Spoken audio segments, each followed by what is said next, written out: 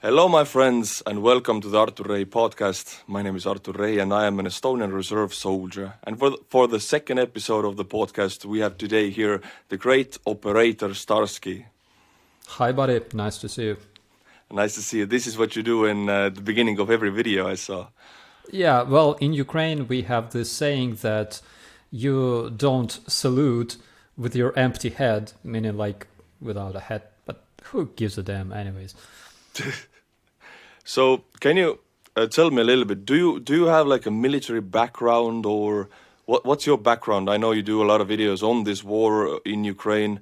What's your story with it? 7 years in the National Guard since 2016, I guess. So I started as a Special Forces police officer in the voluntary battalion in the late 2014. And so this was after the Crimea was taken.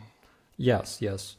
Everything started basically with the Revolution of Dignity. I was among the activists.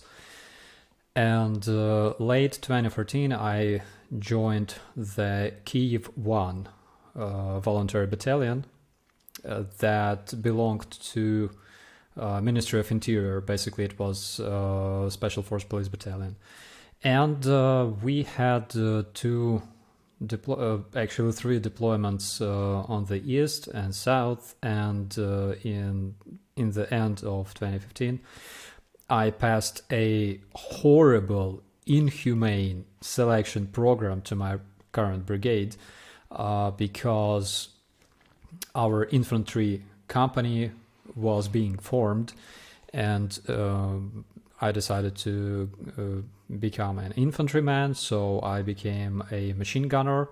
Then I was transferred to a rifleman, and after the period of training that lasted for 4 months, maybe more, I've been offered a position of an NCO in a second brigade, and I was like, why not?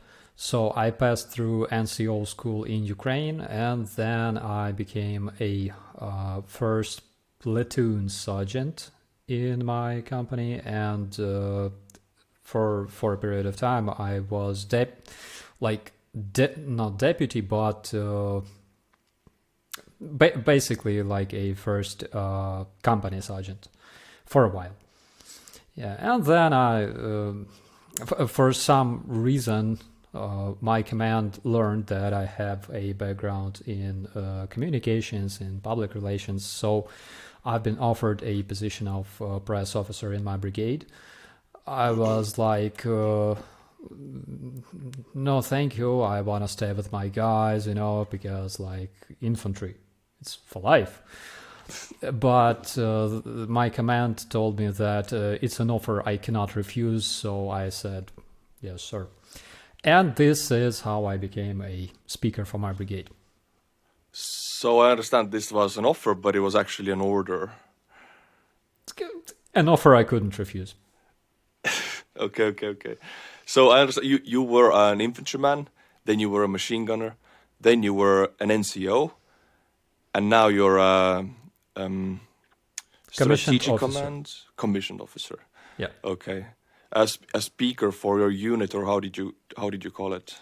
Press officer, basically. We have 2 guys in our press service in the brigade. I'm the chief guy, and I have my buddy Max. Currently he is on the front lines, operating there with other guys. We have this network of like press officers, spies, agents and stuff, so he's there at the moment.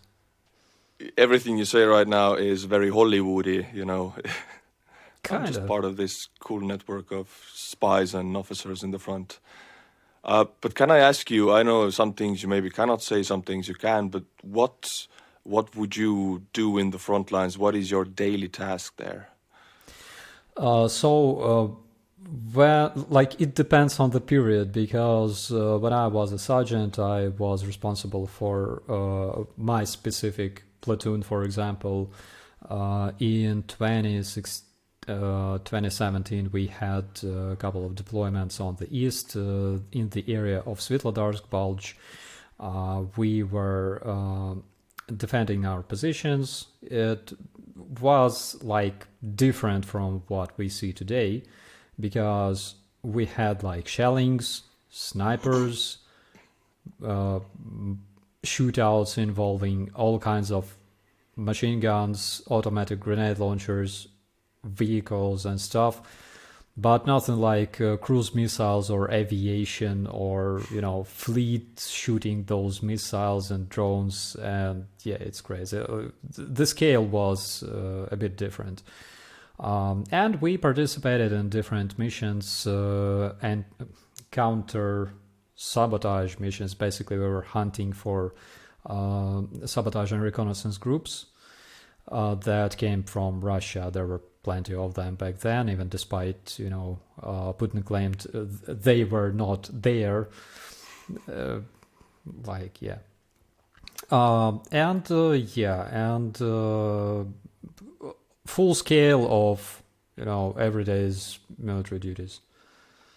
Okay, I know Russians and Ukrainians.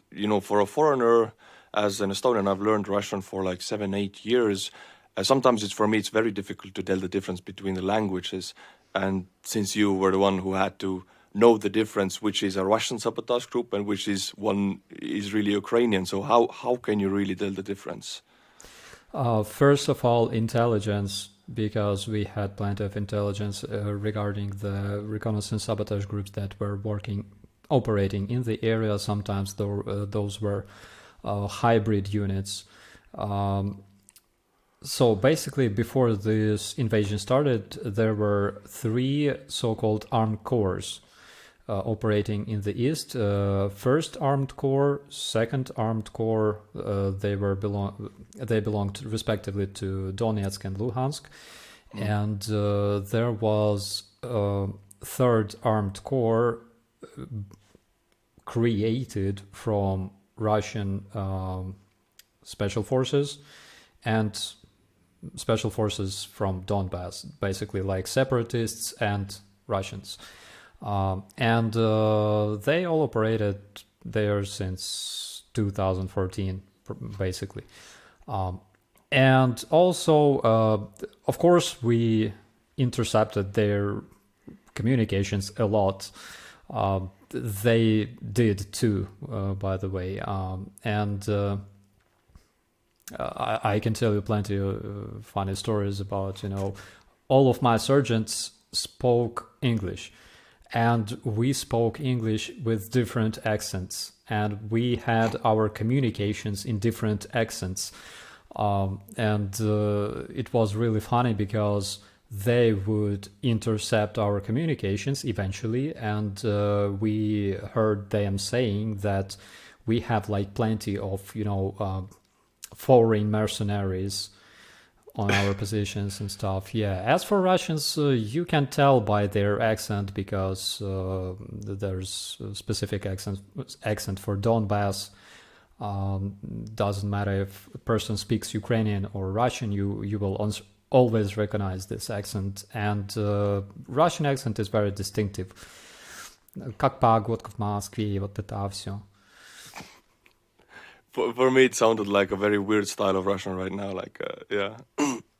Yeah.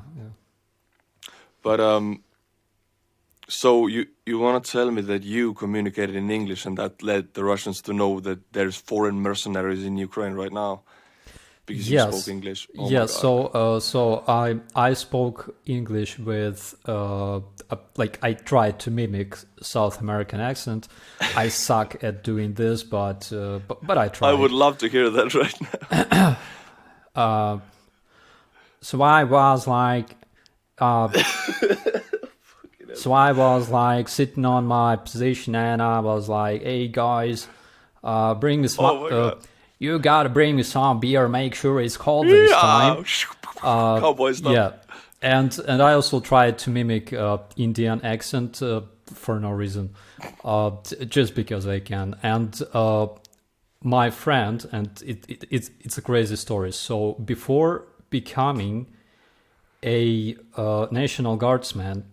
He was a sailor, and he spent 4 months captured by the pirates somewhere in Africa. Yeah, so those pirates, because he spoke with them like for 4 months, so he learned perfect like African English, and I cannot mimic that, but he spoke it perfectly. So he spoke it on the radio all the time. And my buddy Bogdan, the one who was released from captivity like a couple of days ago, he tried to mimic some kind of Slavic, maybe Polish, Serbian. I don't know. He doesn't speak any of those, but nonetheless, it was funny. So you did that on purpose to lead the Russians into the wrong track? Yeah, we did it all the time. Sometimes we would... So, for example, there was this situation. Imagine a water reservoir. We were controlling one shore, the enemy were controlling the other shore. And there was like this grass along that shore, that tall grass. And we made this like show, so we staged a situation when, for example, American combat divers would cross this water reservoir just to see if they were like listening to us. And they had like a position on a hill on the opposite shore. There was like a hill, and they had a position on top of this hill. So we were talking with Bogdan, and I was playing an American combat diver, preparing to go for an attack to cross this water reservoir.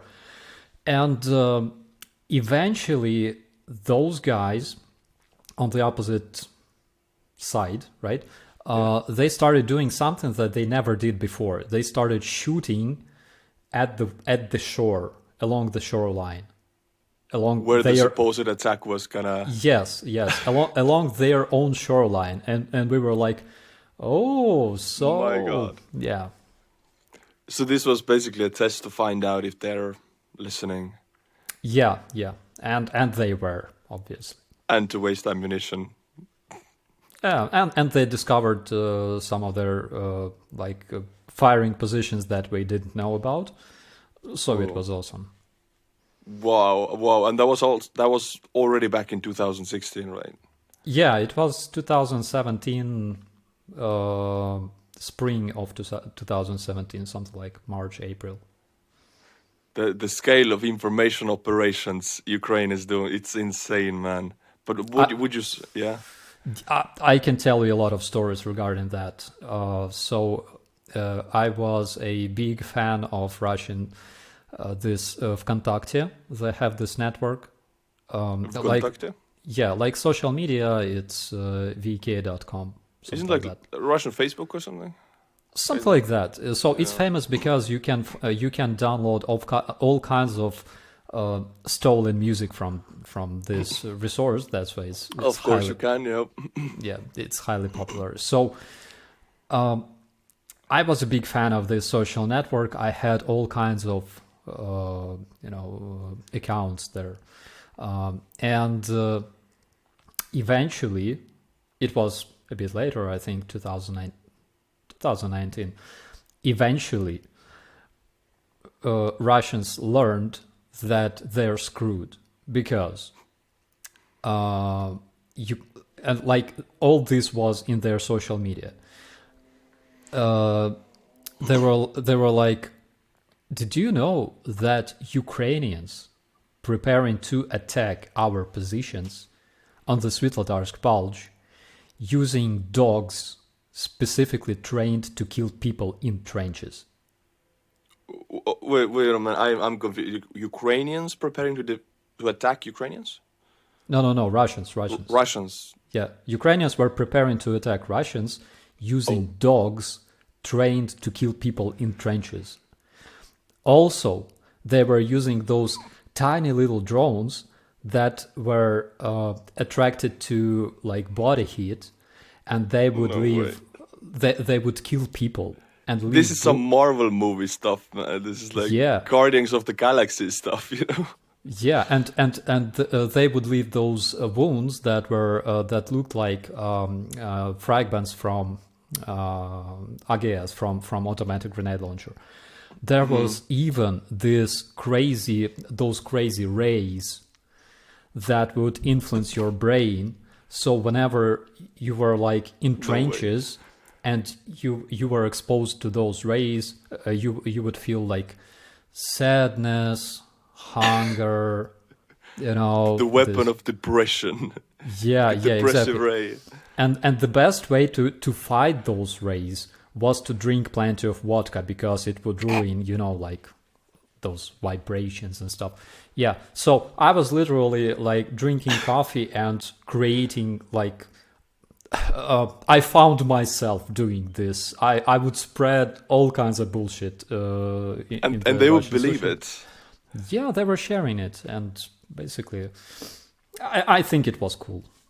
Hey, I mean, who knows? Right now, official state Russian media is saying there are pigeons trained to, I don't know, destroy Russian infrastructure. I mean, maybe you started that a few years ago, and now it found its way to Kremlin. The stories. Combat mosquitoes. Yeah, yeah, basically, Combat mosquitoes, yeah. like Russians were crazy to attack Ukraine, because what can you do against a civilization that trained mosquitoes to kill? Yeah, I mean, you have to have a lot of anti-mosquito spray.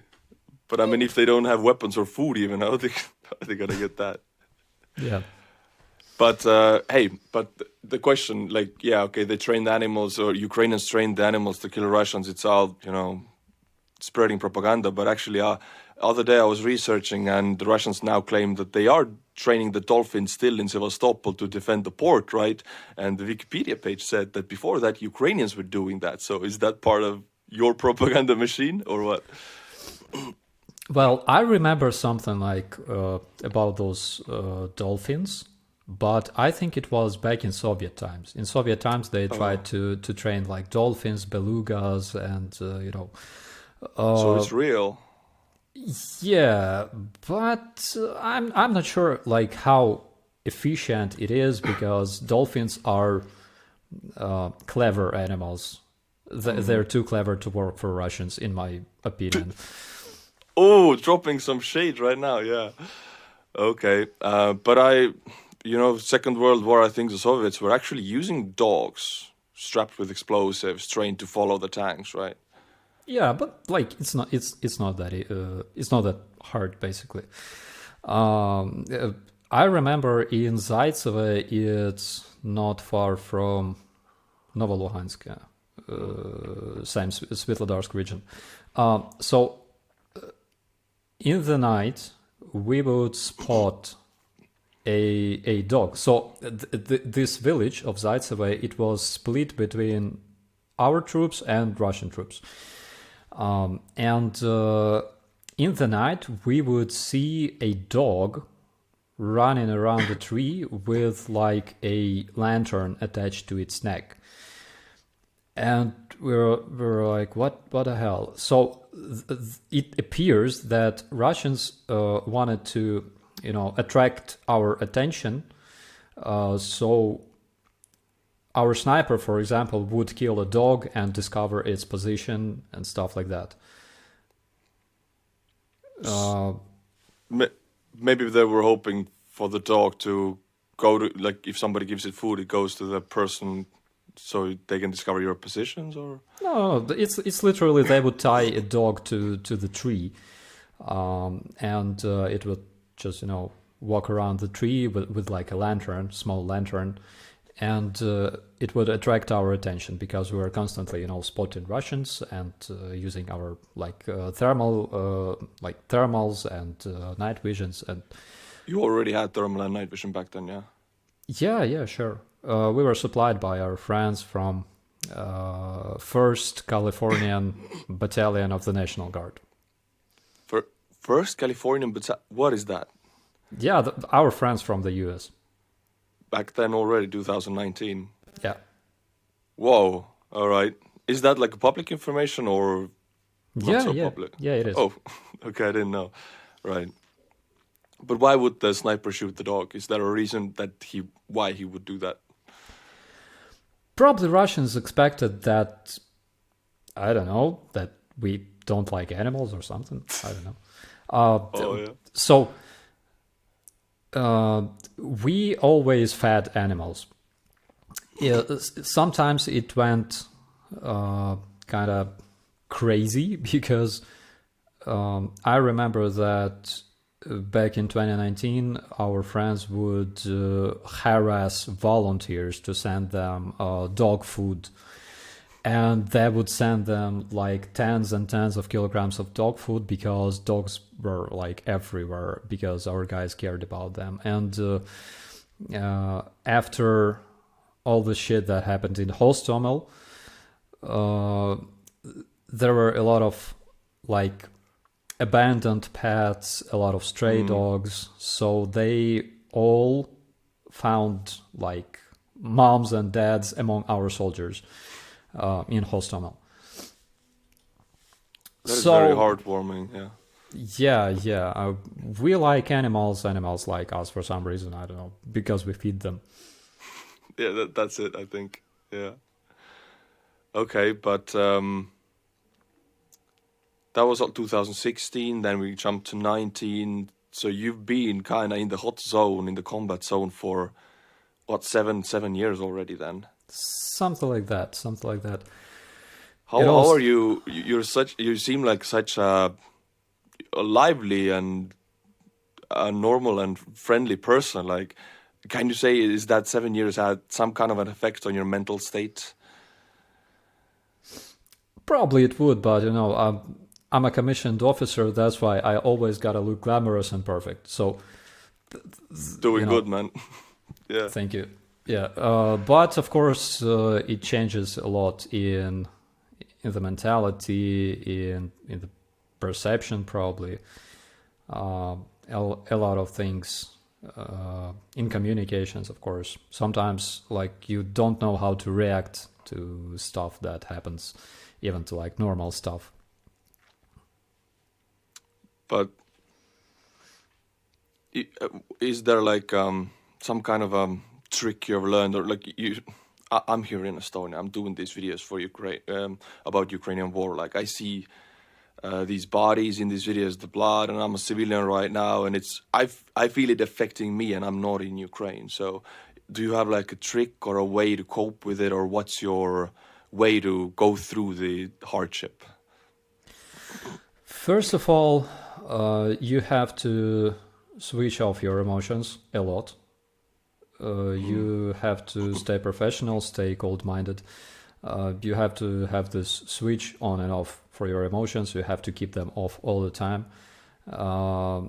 When you're on a mission, when you're doing your task, also you have to have time for rest, definitely. Something that cheers you up. For example, like good food. Okay. And our guys are supplied by plenty of yummies from our volunteers.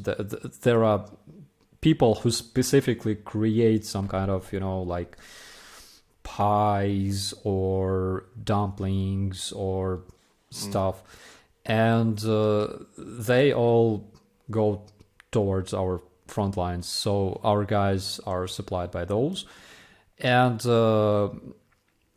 basically when you cannot talk to your family, you cannot drink in the bar, you cannot, play some games or stuff. The only thing that's left is food, so you gotta eat, and you gotta take a rest, of course. So, as much as I know, I mean, I have no internal information, but as much as I know, Ukrainian army rotates as they should, troops out of and into the action, right? Yes, it's true. So recently, our parliament also had this new law. I'm not sure if it's already adopted or not, but they had a law regarding vacations for our soldiers during the wartime. So probably it will be possible for our soldiers to have like short vacations during the war, which I think is absolutely awesome. Yeah, I mean, I believe in if the soldier is not motivated or rested, it's not a good soldier anymore, right? And Russians don't rotate, and they are surrendering in big numbers. Is it connected to that they're not rotating? It's connected to many different things. Of course, they're not rotating. Unlike Russians, we can see our families often. And unlike Russians, we know what we're fighting for, because they were brought here without supplies, without, I don't know, proper equipment, proper weapons, and proper food, of course. And without proper reason. They were literally brought here to die, and that's what we're helping them with, obviously. Nicely put, yeah. You're helping to grow the sunflowers in Ukraine. Yeah. We're gonna have like a crazy harvest of sunflowers next year, I promise. It's gonna be all about this. I'm gonna buy sunflower oil just to support, yeah. Yeah. Okay, but how often do you see your family if you're out? What's the rotation length, or how long do you have to be deployed? So I'm lucky because, first of all, I'm stationed in Kiev and around Kiev. So we are covering this northern direction. So in case in case Potato Head decides to attack, I will be there. Probably I will have more combat footage finally. So this is where I'm stationed, and I'm lucky because my father, for example, lives in Kiev, so I can see him often. It's actually crazy because when this invasion started, my brigade faced Russian invaders in two locations at the same time. So we had Battalion Tactical Group on the east. It was deployed there like a couple of days prior to this invasion. And we had a small number of soldiers, including myself, in Hostomel. And we had some crazy combat during the very first day in two different locations at the same time. So you personally, were you in Hostomel where all this stuff was going down in it? Yeah, it was crazy. Ooh, okay. But I haven't seen so many helicopters flying at the same time. And I probably saw all kinds of their helicopters and attack aviation at the same time, because they had Ka-52, those alligators. They had Mi-24s. They had, I think, Mi-28s. I may be wrong, but I think I saw a couple of those.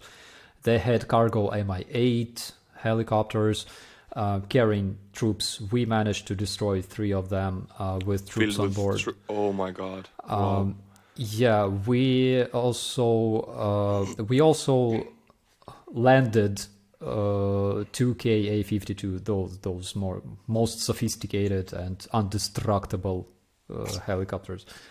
And we also saw Su-24, Su-25 attack airplanes. They were supporting those helicopters. So it was kind of sketchy, a bit, but we survived. But how can you tell? Because Ukraine has almost most of these helicopters except for the Ka-52 and almost all of the SUs that Russia uses except for the newest ones. How can you tell the difference if you don't see the colors? The livery, they have blue livery for their airplanes. They have like this dark grayish, greenish livery for their helicopters. And of course, the star? of course, with the star. For some reason, their numbers, their tail numbers, were kind of masked. They were kind of like either dirty or like painted, so you couldn't see them well. For example, I saw those tail numbers on their wrecks, right? That we collected. They all were kind of masked for some reason, but of course, Ukrainian helicopters were not supposed to be there that morning. Okay. The sky was closed since the very morning. That's basically why our biggest airplane, Ria, wasn't able to take off and relocate from Hostomel, and eventually it was destroyed there. So the closing of the sky, is that for the reason that Ukrainian infantry would not shoot down its own aviation? Yes, of course. It's for the safety reasons, because in case there's like general aviation flying passengers and stuff, it's of course it might be very, very dangerous. Okay, so you could be sure that anything you see up in the air, just shoot it down. Yeah. Nice. Okay.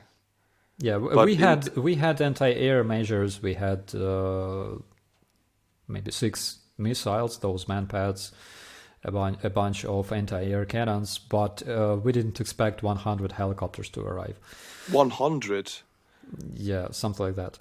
Holy hell. In one day, right? That was the first craziest day. Yeah, so according to the reports we received from our soldiers during that day, there were something like 35-40 helicopters.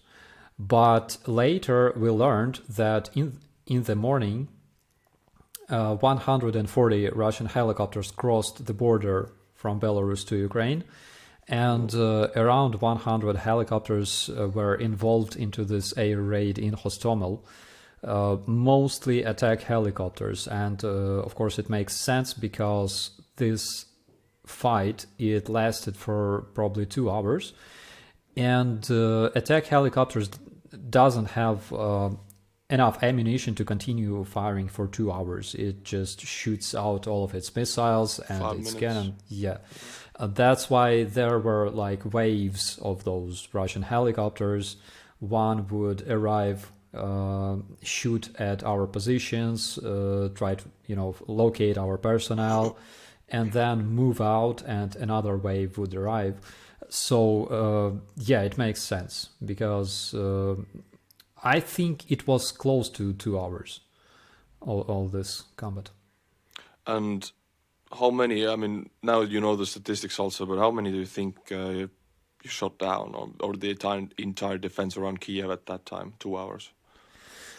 Yeah, it's a good question. So the information is following. We received no casualties basically that day. So we had 0 killed in action. We had 1 guy wounded in the ass, but he ran to medic himself. In the ass? In the ass. Some fragment, Okay. But unfortunately, we had a bunch of our guys captured, because they were guarding, there was like an object on that airfield, and it was far away from our main positions, and they were cut out from our troops, and they were captured. Later we exchanged our guys, so they returned home. We lost 0 soldiers that day, which is amazing. I have many questions about this. Like, they send 100 helicopters, attack helicopters with waves. They all exhaust their ammunition, and you lose 0 soldiers. Are the Russians that bad, or are the Ukrainians so good at hiding? One was wounded in the ass. So those guys told me that they were forced to collect Russian bodies that day. Because it looked like this. Those helicopters arrived, started shooting. We had this crazy shootout for a couple hours. We ran out of ammunition, especially anti-air ammunition like missiles and shells for anti-air cannons. So we had to move out, and use our artillery to strike the runway and their personnel, those Russian paratroopers. So because runway was damaged, paratroopers could not... their task was to control the airfield until the reinforcements arrive. And there were, according to Hristo Groziev from Bellingcat, there was either 15 or 18 IL-76 huge cargo airplanes full of Russians, already enrolled towards Hostomel. But they weren't able to land because we damaged the runway. So that was done knowingly, right? Just hit the runway immediately. Of course. So those airplanes didn't land. They had to land in Belarus, while Russian paratroopers were kind of locked or blocked in the airfield because their helicopters moved out and they were blocked there. And later, Ukrainian paratroopers arrived. They destroyed everything they could see from the air, then they landed, and they were hunting Russians for the whole night, killing as much of them as possible. So basically, most of them died. So our guys, the ones that were captured, they told me that they were forced, on the third day of this invasion, they were forced to collect bodies of Russian paratroopers. After Ukrainian paratroopers moved out and Russians moved in again, they were forced to collect those bodies, and they said that they collected 80 bodies in a day. Wow. And I mean, I saw the video of the GoPro footage of the Russian descent units landing in the airfield, right? I think there was a video about it, yeah. Yeah. And these were probably the most trained Desantnik in, how do you say in English? Paratroopers, yeah. Like the most elite Russian forces there are. And they were decimated in hours or in one night. Basically, they all, like, most of them died. It's crazy to see just how Russians lost their elite during those first days. It's amazing. I have viewers on my videos commenting that you just wait, Russia's playing the long game. They haven't deployed their best forces yet. And to those, I mean, I think you can also say, no, they deployed these forces within the first hours, actually. Yeah, as our Aristovich said, he said, well, Russians have some pretty good trained elite troops, but they're dead. Whoa, yeah. That's what I've been saying all the time, and people still, like the 20-year propaganda in the Western world has been that Russia is the second army in the world, they have the elite forces, and people are finding it really hard to like detach from this idea, like, oh, it's not possible that Russia is losing, there must be something more. Oh, yeah. The reason people still believe this bullshit is because Soviet army was feared so much because Ukrainians were part of this Soviet army. Yeah. That's basically the reason. Russia didn't start to fight properly because their elite units are those they're fighting against. So, if we could say so. I think you can. I mean, eight last months have proven it, so... Yeah. And during those 8 years that we were fighting those Russians, Ukrainian army trained to fight against them specifically. We weren't trying to, we weren't training to fight against any other country in the world except Russia because they annexed Crimea and we knew that one day they will eventually invade. So we were training to fight against them and use all kinds of experience and learn from our NATO colleagues. My brigade took part in numerous international military exercises with different countries, with armies of the UK, US, Norway, I guess. Yeah, there were guys from Norway, there were guys from Italy, Poland, of course, and like all kinds of good guys. Yeah, I mean, the training, Ukrainian troops, have gotten, and also in 2014, Ukrainian military and everything, the corruption in the country and everything was in a totally different spot, right? Ukraine back then was a much easier target. Yeah, and one of the biggest mysteries to me is why they didn't have this full-scale invasion back then. Because we have information that they were planning this annexation of Crimea months before the Revolution of Dignity in Ukraine. So they had much more chance back then in 2013, 2014 to attack, and they would probably be successful, I think.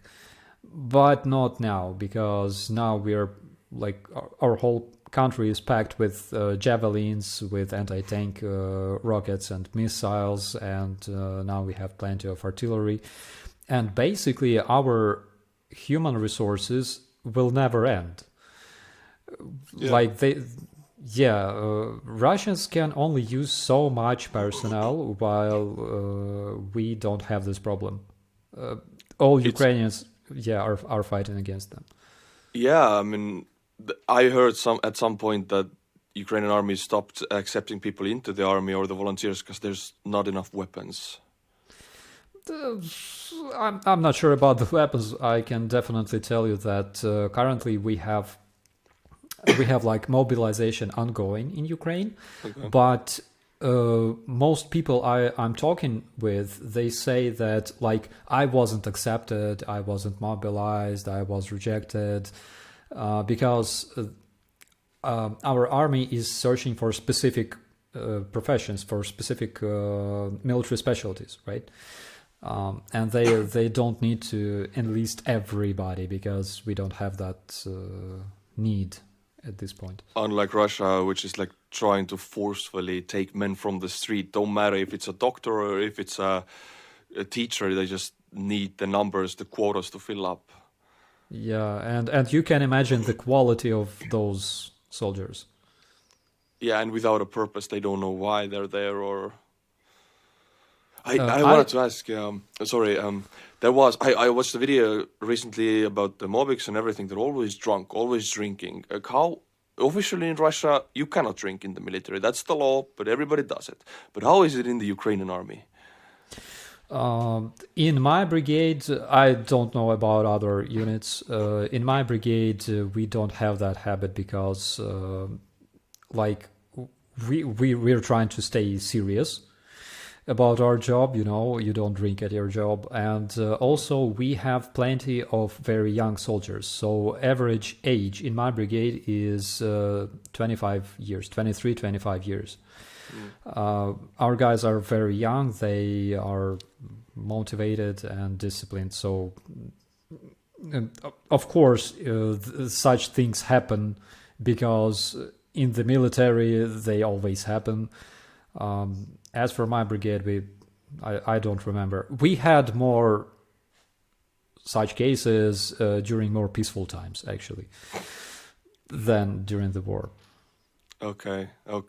And would you say like this 2014, the revolution, right, and everything after that has the mentality of Ukrainians, the mentality of my own country and my land and the patriotism, how is that changed?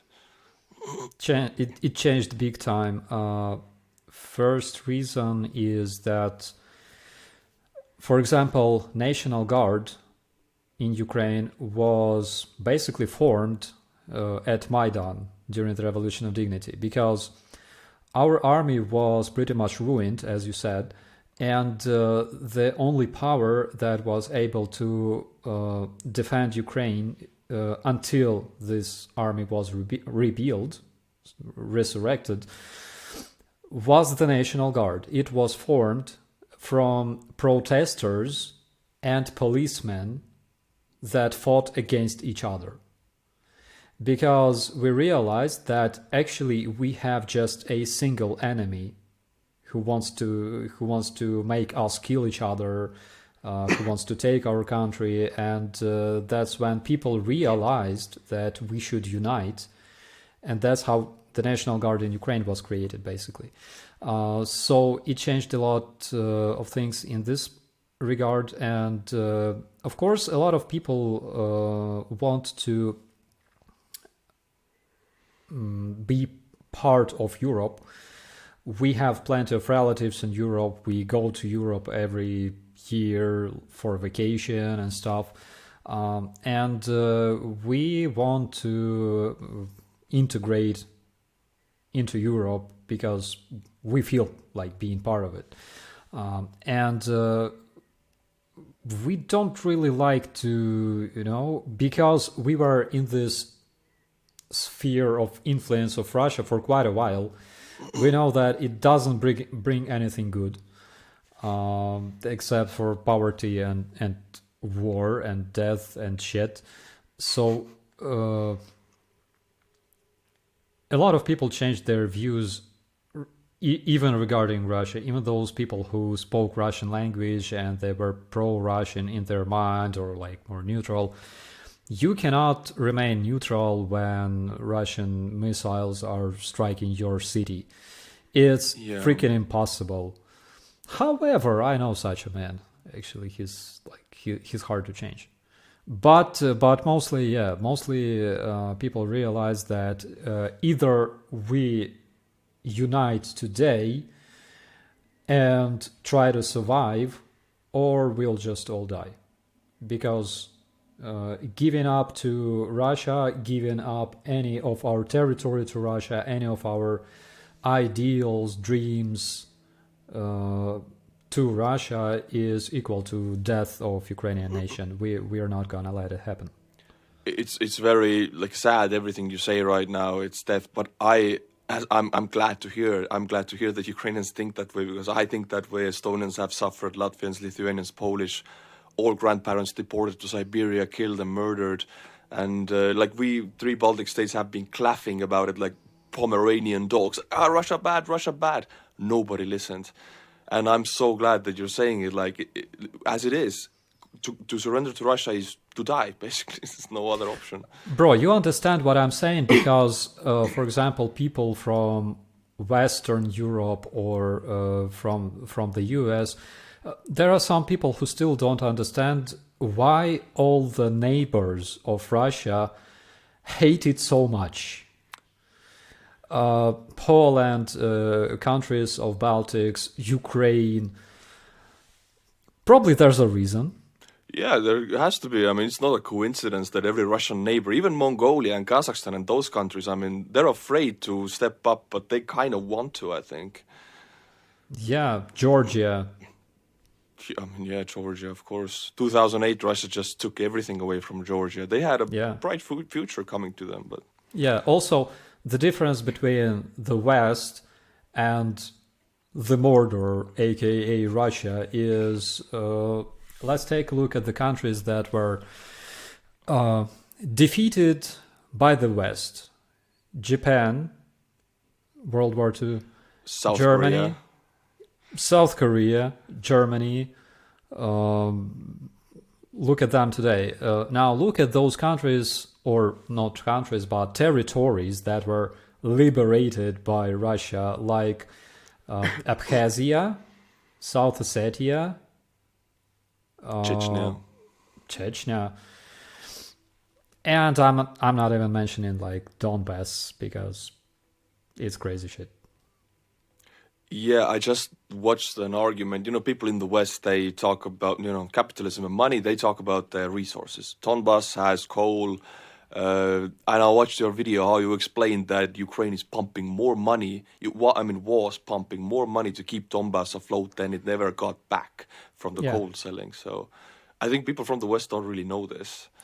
There's a lot of things that people from the West should learn, and I'm doing my best to educate them, because there's quite a lot of things that they don't know, but at the same time, because Russia loves to exploit democracy and freedom of speech and everything good that democracy brings us, they use it in their propaganda a lot, and that's what I'm trying to debunk it as much as I can. Okay, but I don't know much about this topic. I just seen some headlines. Did they recently discover like the biggest natural gas deposits how is the situation with that? You're talking about those in Caspian Sea? In Donetsk, I think Eastern Ukraine. No. There were gas deposits in Donbass, in Poltava, in Dnipro, in Kharkiv. By the way, Kharkiv was one of the biggest producers of gas during this whole time. It's not like they magically discovered some deposits. We knew that they were there. But do I understand correctly that most of them are not being extracted right now? I mean, around Kharkiv, I know they have oil production also, but the rest of them not tapped into because there's war and stuff. And if Putin would take over the country, I mean, they would get even more gas to play with Europe. The gas in Donbass is very hard to produce at this point. First of all, because Russians moved out, like relocated all of the factories. There was a huge ammunition factory in Luhansk, and now it's in Russia. It was removed from Ukraine. A lot of factories were just, dismantled and relocated again. So a lot of productions, a lot of enterprises in Donbass, in those occupied territories, they simply don't work. They need to be built from scratch. So it will take them plenty of resources and plenty of years to build everything back. But eventually, I think that like when Ukraine is complete again with all our territories and Russia is defeated, we will give them a chance to rebuild everything back. I do hope the funds in EU, Russian funds, hundreds of billions, and in America, I do hope these funds are allocated to rebuild Ukraine, because they would be enough, all of them together. Yeah, absolutely. There's $350 billion, if I'm not wrong, that were frozen in Europe. Because Russia was smart enough to hold all of their assets in the Western banks. But, of course, they will have to pay us reparations because there's no price you can pay for killed relative or kid or husband. So we will make sure that those reparations will be paid to Ukraine as well by many Russian generations, unfortunately. I have to touch this subject, and I've talked about it in my channel also very much. I hope it's not like offending or anyway, but Ukraine right now is kind of a corrupt country. Am I correct with that if I state that? We have such problem, yes, but I think any country does. Yeah, of course, US, Estonia, Germany, everybody. But do you know any measures taken against this? Of course. First of all, we are trying to be as transparent as possible regarding this.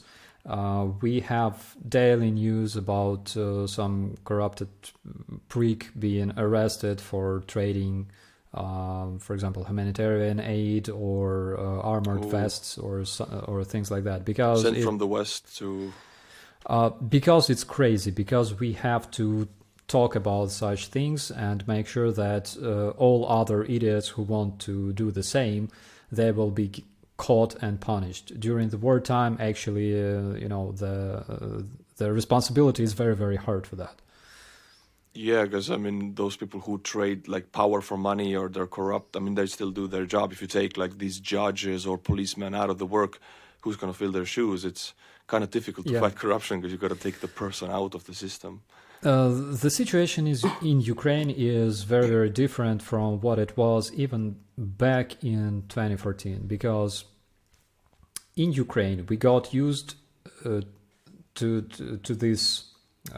So it's like when people generate ideas, they deliver those ideas or demands to our government, our president, and they react to this.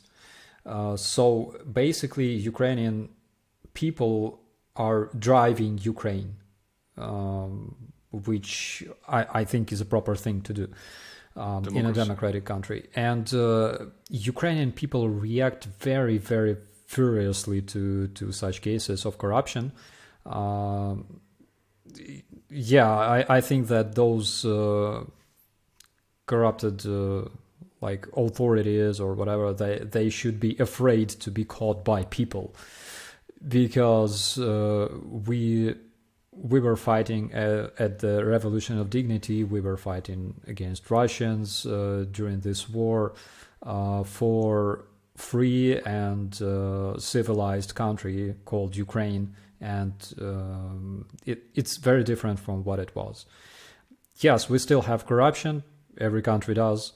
But we're doing our best to get rid of it and make it as public as possible. We try to attract all kinds of publicity towards such cases to give this warning to other pricks who would try to do the same.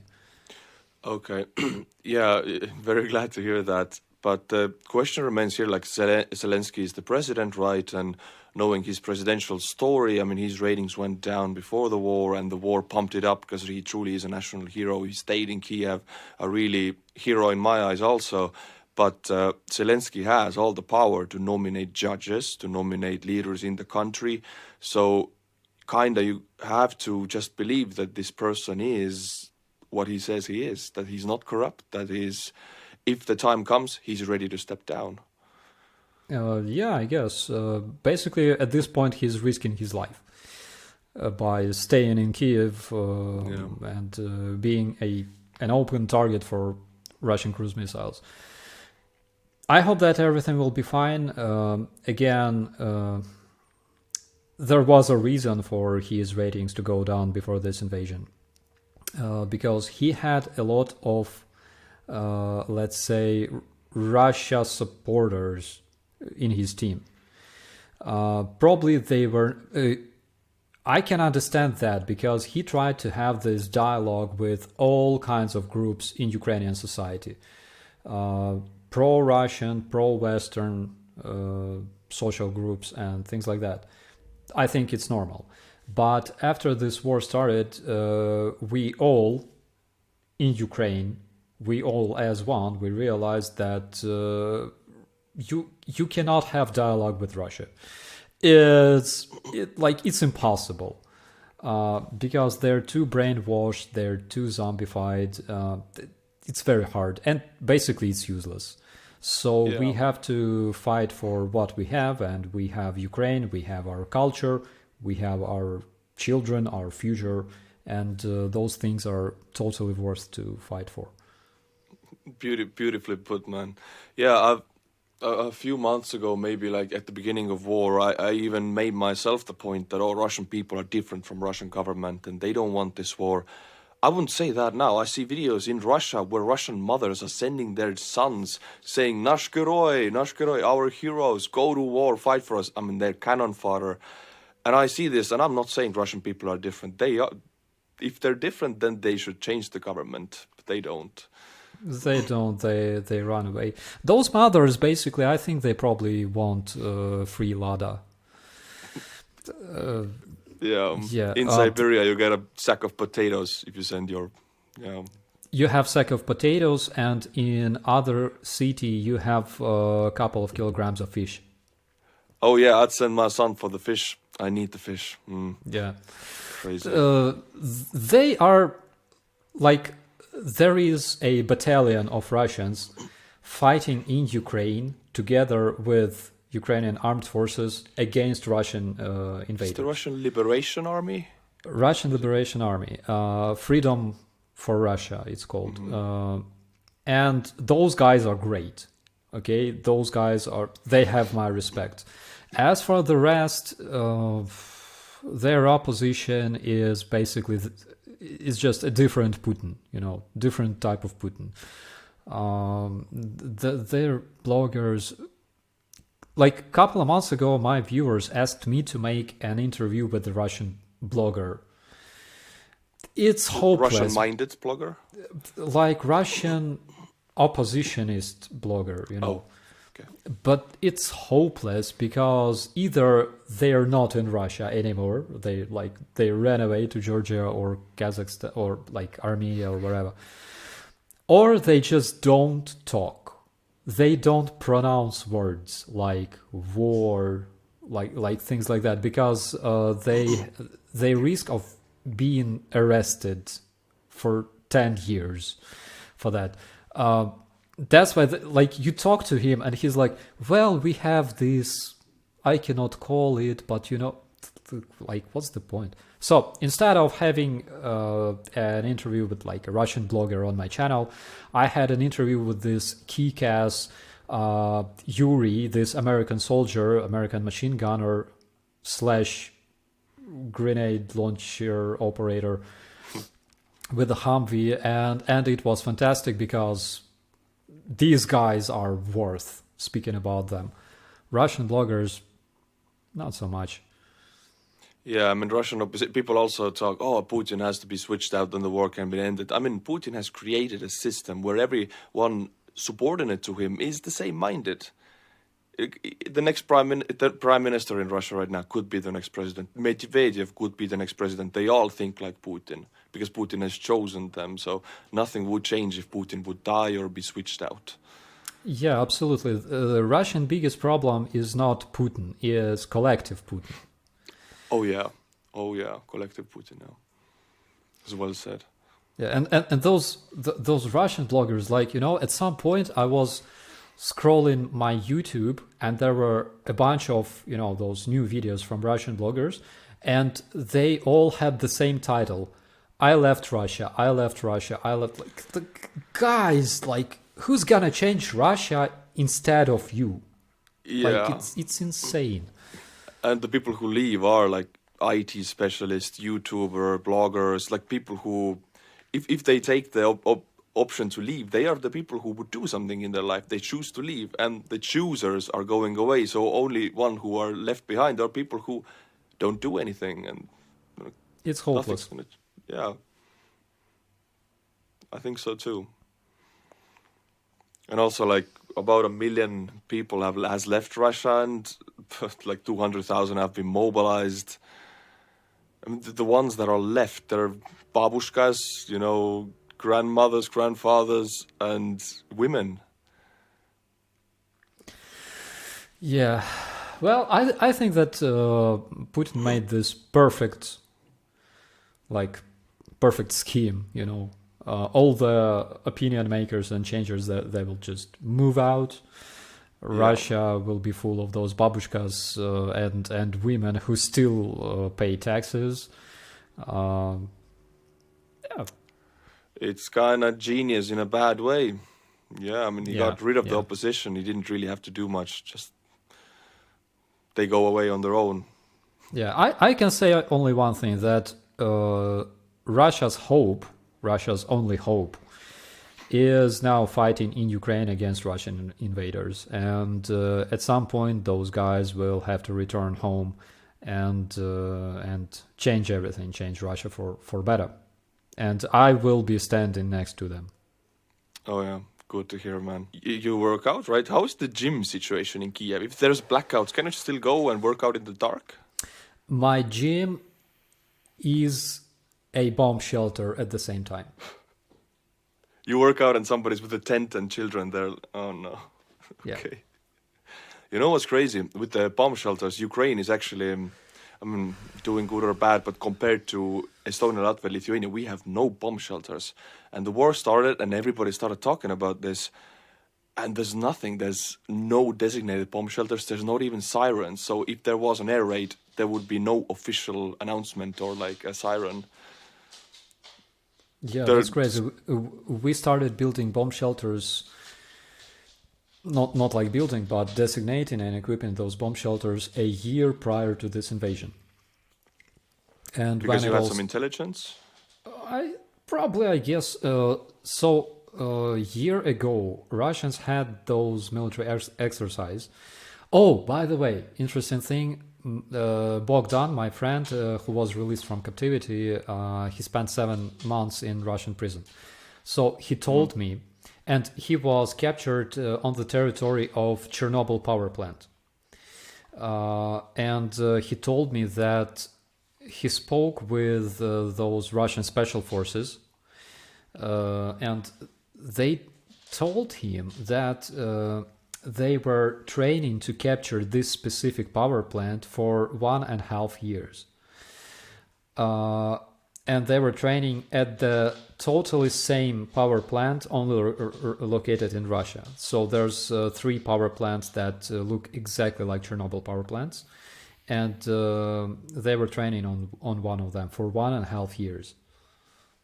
So if you train for taking a power plant for 1.5 years, you have to have the knowledge that it's about radioactivity, and still Russia sends like 500 men into Chernobyl forest to dig up the dirt. I mean, yeah, he told me that he literally saw 10 men that were taken to Belarus for treatment, and later he was told that 3 of them died from radioactivity. I mean, don't.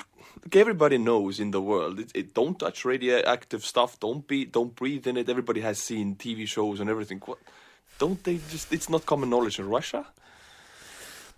Probably not everywhere, because there's a lot of those soldiers from like Buryatia, Yakutia, they don't know much about it. And also they were digging trenches in this red forest, and the soil that they took out from the trenches, they used to put it into the sandbags, and they used those sandbags with radioactive soil to equip their checkpoints and their positions and stuff. So they carried it all over the place.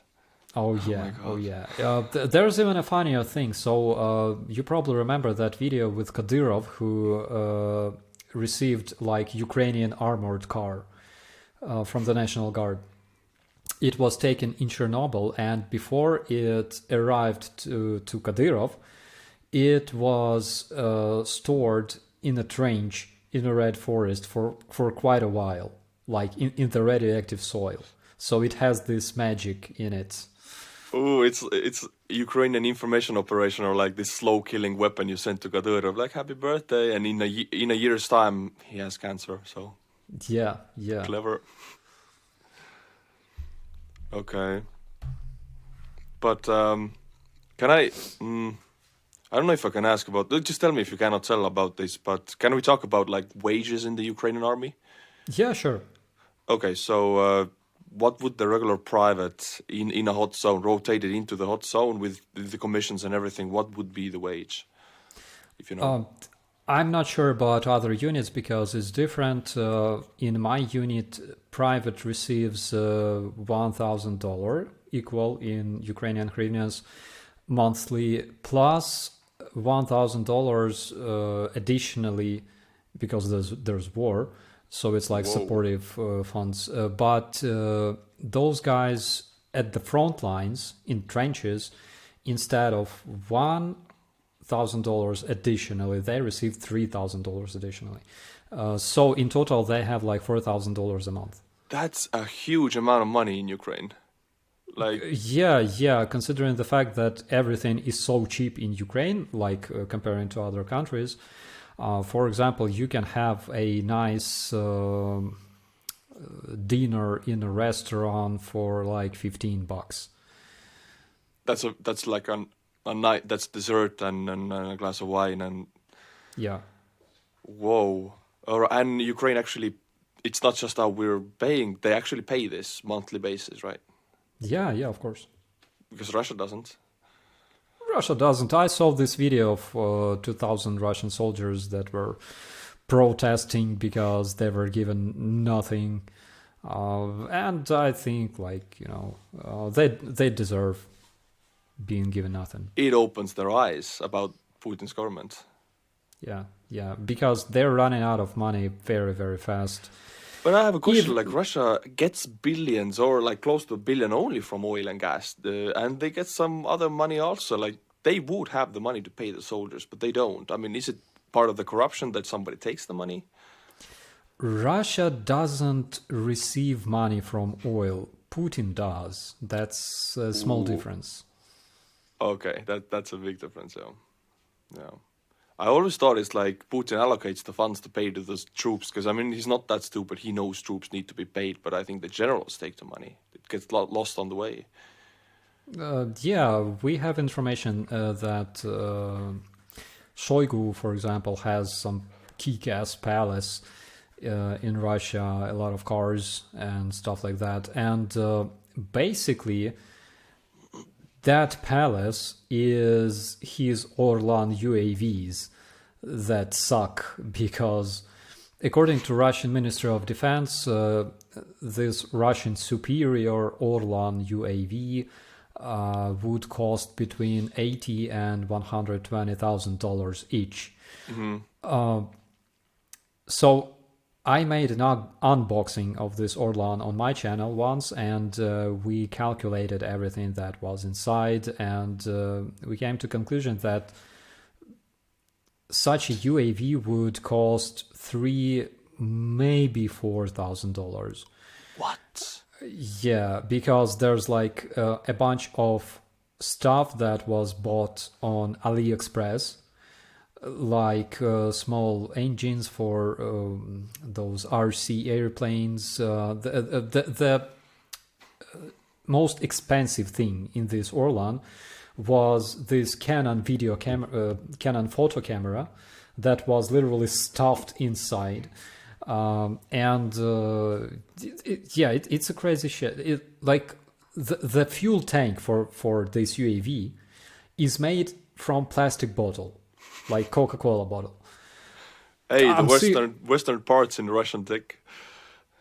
Yeah, like I'm serious. And there was a bunch of like thermal camera. I think it was stolen in Sweden. You know those traffic posts. Yeah, traffic cameras. I wrote about this. Like over 100 cameras have been stolen in like 2 months. Something like that. And so the only thing made in Russia was the airframe, which wasn't bad, by the way, and the mount for the Canon photo camera that was printed on a 3D printer.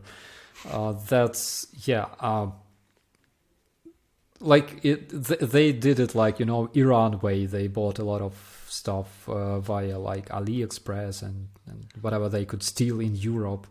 So basically, if it costs $120,000, this tells us that Shoigu got the money, $120,000 a piece, and he took most of it and then found a way to make them cheaper. Yeah.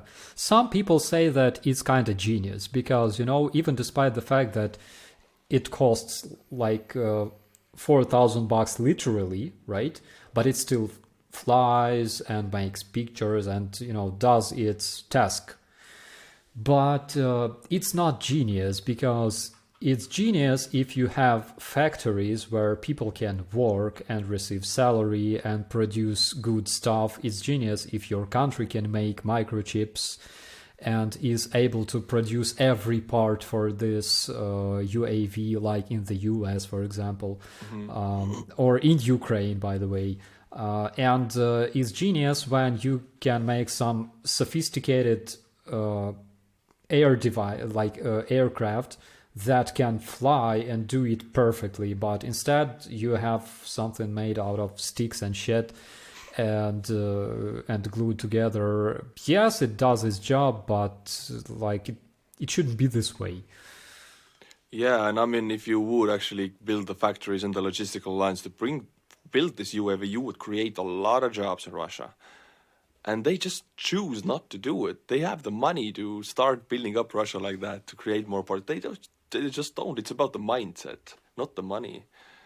Yeah, absolutely. It's crazy. That's the reason why they bought a lot of those strike drones in Iran, for example, because like they weren't smart enough to produce they had their strike UAVs, and by the way, they used a bunch of them in the area of Hostomel against our troops as well. But we're talking about like small flying and guided by an operator, something that looks like missile/aircraft. It's very small. Okay. But man, if your country is able to produce like this full chain of parts that, like this full chain of production, so you don't need to go to Iran and promise it some assistance in their nuclear program and some, I don't know, their airspace technologies, instead of some freaking drones that again were built from sticks and shit. It's insane. It also tells us that Russia is lacking Orlan 10s and lacking drones in general if they have to go to Iran. I mean, if they wouldn't be lacking, they wouldn't go to Iran. Well, it's they have different purpose, because Orlan is more like a surveillance drone, and they use Orlans to also coordinate their radio electronic warfare machines. And those strike drones, well, again, like we call them mopeds. Yeah, because of the engine, right? The sound. Yeah, because it uses a very, very small engine, Rotax engine that, it's very small, it's very slow. The drone is kind of big, it's 300 meters long. That's 300 meters. Oh my God. Whoa, that's 3 meters? 3 meters, yeah, basically 3 meters long. It's big. Yeah, and because of that, it has a speed of something like 170 kilometers max. Which is impressive for like such a small engine, actually. Kinda, yeah, but like it's slow enough to be destroyed by, I don't know, by small arms fire. Yeah, I saw a video. Kiev police taking like 2 weeks ago. Kievan police shooting down these drones with Kalashnikovs. Our police is crazy. Those crazy bastards. Like I'm so proud of them. When Kiev was besieged by those Russian troops in the beginning of the invasion, you can imagine Ukrainian patrol cops armed with freaking RPGs and all kinds of shit. Like RPGs, automatic grenade launchers, and they would guard their checkpoints, and near every cop there would be like a box with Molotov cocktails. Those days were crazy. Oh my God. Well, and hey, I have a question I saw a video and a post about this, that at the very worst times they actually handed out Kalashnikovs to volunteers, just protect Kiev, with whatever you can do. What about that? Did they pull the weapons back, or do you have an entire civil population weaponized in Kiev? Everybody was given those rifles in return for their data, like ID data. That's like we are not crazy, of course, to give out the weapons with live ammunition to everybody, but we collected data and stuff, so we control that. Oh, okay. It's not like chaotic, like Russian mobilization. Some drunk troops are giving Kalashnikovs with live ammunition and do whatever you want. Stuff happens. No, it's not like that. Okay. There was a battalion of territorial defense. Of course, there were a lot of people wearing civilian clothes because they had no uniform. And yeah, they were given those Kalashnikovs as well. But it looked cool. Yeah, though that video went viral. Yeah, it looked really, and it was at the beginning days, and I remember I was live streaming. It started 24th February. I knew it was starting. I was ready for it, and immediately as it started, I didn't sleep for 7 nights. I live streamed the whole night, everything that happened, and I remember back then, no sleep. You're in a haze like that. You watch these videos, you're shocked, and I got like goosebumps of seeing how Zelensky back at the time made a video of I'm in Kiev, Patalyak is here, everybody's here. I remember the feeling proud. I'm Estonian, but I felt proud that Ukraine has these people because I share the mindset. Yeah, I must say that currently we're all Ukrainians. And as a Ukrainian, I would be proud to carry a patch with every single country that supports my country, but it will be huge. Yeah. The entire shirt is filled with them. Yeah, Yeah. absolutely. We have this stela on Maidan. There's like big stela with different flags of different countries whose volunteers fought in Ukraine or died in Ukraine. Man, there are flags from all around the world. I'm not talking about countries like I don't know, Poland or the U.S. because they are of course there. Obviously. But there's flags of South Korea, Vietnam, Myanmar, Burma, Iran. Those volunteers come to Ukraine and fight, and we know that it's not about governments or politicians. It's about people who support us. That's why it's important, and that's why it makes me so proud that there are so many nice, friendly, and decent people in the world. So many uh, responsible people, because they know that we have to fight terrorism and we have to finish it until it's too late. Yeah, I mean, talking to some of the Western countries, it's very easy to. I say this sentence like for Ukrainians, it's fight or die. For Russians, it's fight or pull out.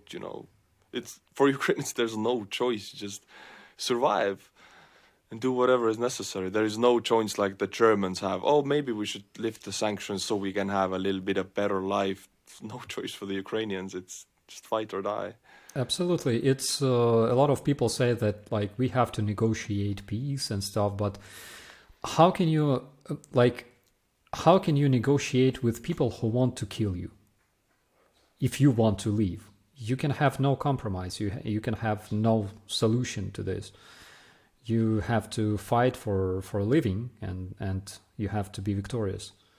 I think Germany kind of controls the mindset of the EU, and I think Americans did a too good of a job after denazifying. The process of denazifying is good, but they made a very good job of planting the idea that every conflict can be talked out and economics is most important. Because now Germany is kind of afraid of confrontation, and they're always, Merkel government took the approach of we can talk to the Russians, we can kind of buy them out, we give them money, and they leave us alone.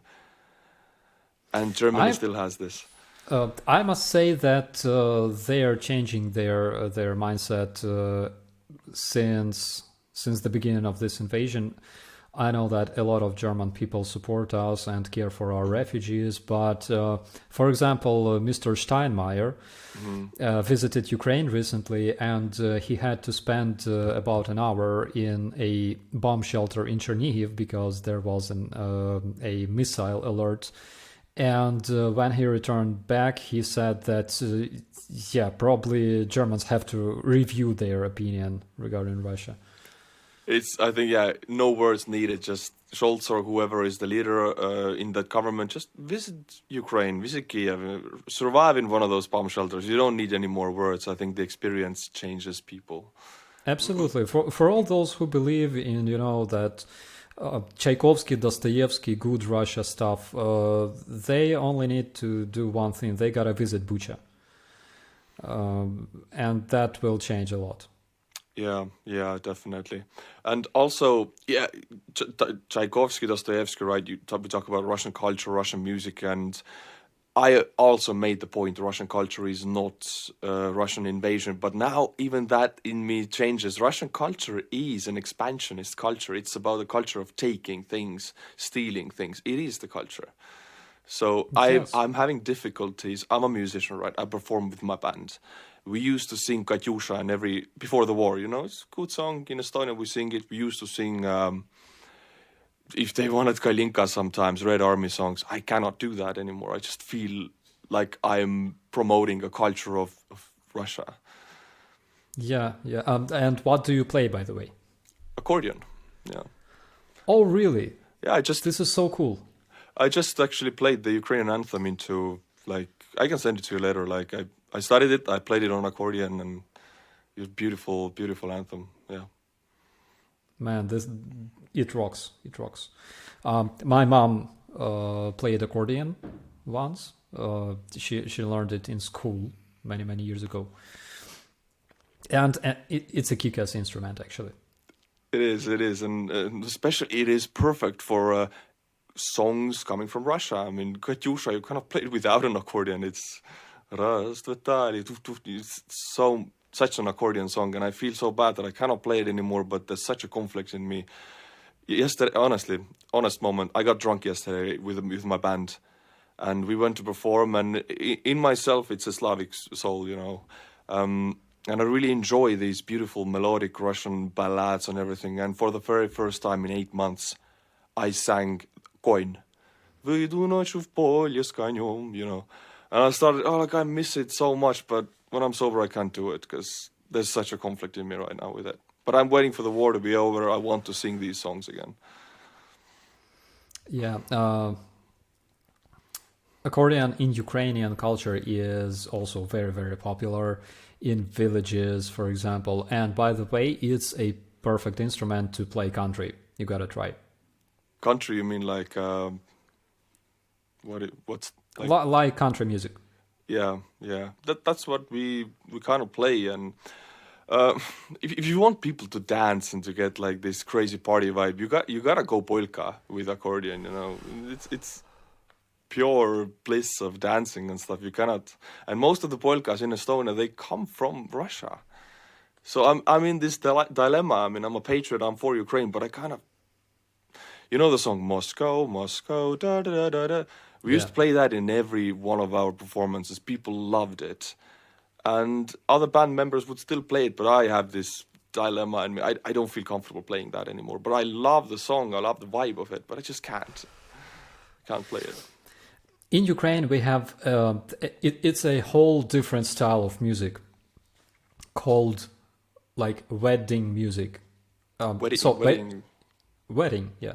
So it's like polka because, of course, this music is created for people to dance and have fun and stuff. And we have multiple kick-ass songs, and they are so catchy, you know. Ти ж мене підманула, and this one is like one of the most famous ones in Ukraine, by the way. But I wanted to ask you, like 2 years ago, I learned the song in Polish. I don't understand any of these languages. I like to sing in Finnish and Polish. I just learned the words, how I hear them, and I sing. The song was Hey Sokoli. You know, is that a Ukrainian or a Polish song? It's both. Both. It's not Russian, though. No, it's not. So our history is very, very tightly connected. There were some very bad times between us, but there were a lot of good times between our countries. And I think that this song is sang both in Polish and in Ukrainian. And it became famous after Ogniem i Mieczem, with Fire and Sword, this movie, I think. It's an old movie, right? Yeah, it is. It was made in the 90s, I think, and it's awesome. It's great.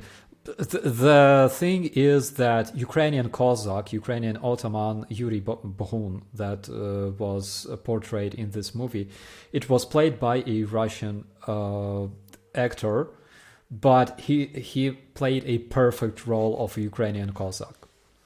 Yeah, but you know the Cossacks, right? They come from Ukraine. They're from the Crimea and from Zaporozhye area, all of that area.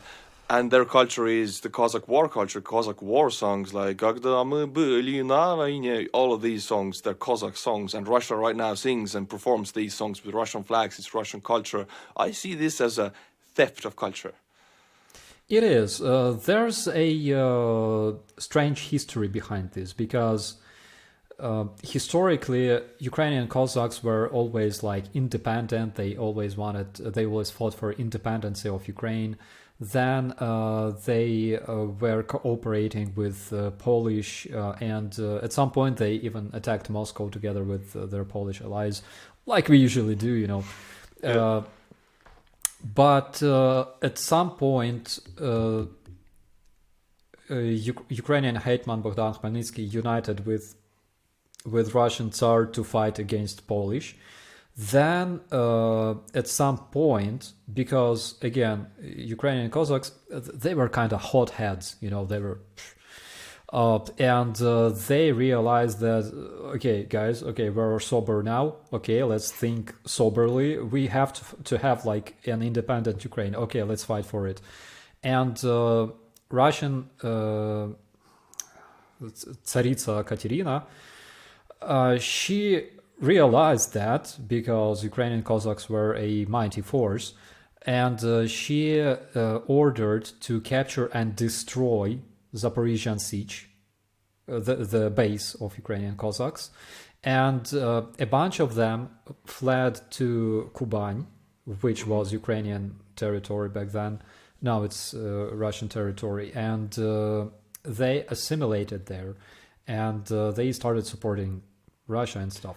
Yeah, Russia right now has this huge Kuban Kazakhsky choir, and it's all about Russian culture now. Yeah, however, even in their culture, they have plenty of Ukrainian songs. I mean, songs in Ukrainian language. Yeah, this is what I always, if I hear these songs from me, they're Ukrainian songs. And I know Red Army has recorded an entire album back then when they did stuff. It's all Ukrainian songs, I think. Yeah, and the thing about Russian culture is, again, because we had this problem in Ukraine for decades maybe, is that it's an expansionist culture. They spend a lot of money for their musicians and for disseminating their books and literature, and eventually they try to dominate the market. And in Ukraine, for quite a while, the market was dominated by Russian books, Russian music, Russian movies, and stuff. And of course, yes, chanson, of course, and in their movies, we know that basically what ideas they put into those movies, right? That's why we had quite a few problems with them, and when our Ukrainian musicians and Ukrainian actors and movie editors started making their product, which was amazing. This fight on the market began between like Russian and Ukrainian culture, and majority people liked Ukrainian culture because it was amazing, not because it was like widespread, not because of quantity, but because of quality. And I made a research once together with our press service. We had like a master class analyzing modern Russian music videos, for example, and stuff. And it's full of this, those Russian narratives, and it's like stuffed with their propaganda everywhere. You can check, I don't know, like this Little Big, okay? They have a music band called yeah, I used to listen to a lot of them. Yeah, it's good. I like it. It's good. It's not bad, but check out what kind of backgrounds they use. They have this very, very catchy song, one of their first songs. This. And it's when this guy just walks down this Russian street and walks into a gastronome, this Soviet-styled store, and buys vodka and stuff. So basically, in every frame of the video, you can see this subtle nostalgia for Soviet times, and they have it, and they have it a lot in their culture. And their videos are very popular, millions of views, tens of millions. And young generation watches them, and they don't know that behind the scenes their mind is being, worked out for the future choices they make. Absolutely. Some young people who don't even remember Soviet times, they still think that, it was good back then. I have this example, like Soviet Union launched a first man into space. And funny fact is that they only started using toilet paper in Soviet Union 8 years later. It is insane. Like Estonians have stories how, in the 40s, 40,000 Estonians went to Sweden to get away from the Soviets, then came and closed the borders. And like in the 60s and 70s, some Soviets allowed the Swedish relatives then come to, with all of the background checks they made, they allowed to come. And Estonians who, they had like 1 or 2 rolls of toilet paper, they used newspapers all the time and they were harsh. But when the Swedish relatives came, they wanted to show off and they're like, look, we have toilet paper. And the Swedish relatives are like, yeah, everybody does. They didn't know that this was a show off. Like, let's show the Swedish people how we have toilet paper. I mean, they didn't know that it's normal. It's crazy. In Ukrainian villages, people from rural areas only started receiving passports, their IDs, in 70s. My mom was born then. Crazy. Yeah. Before that, they were only attached to their village. They were nobody. They had like this confirmation of birth, and that's all. And they were only attached to their village. There was like zero chance for a person from a village to go to a city to study or stuff. They started receiving their passports in 70s, and it's crazy. Insane, yeah. I mean, right now it's just a number. It's 50 years ago. But if some Americans or Western Europeans are listening who are older, do you remember what you were doing in the 70s? It was a full modernized world. Everything kind of like we have now, except for the laptops and tablets. And in the Soviet Union, there were no toilet paper and no passports. Yeah.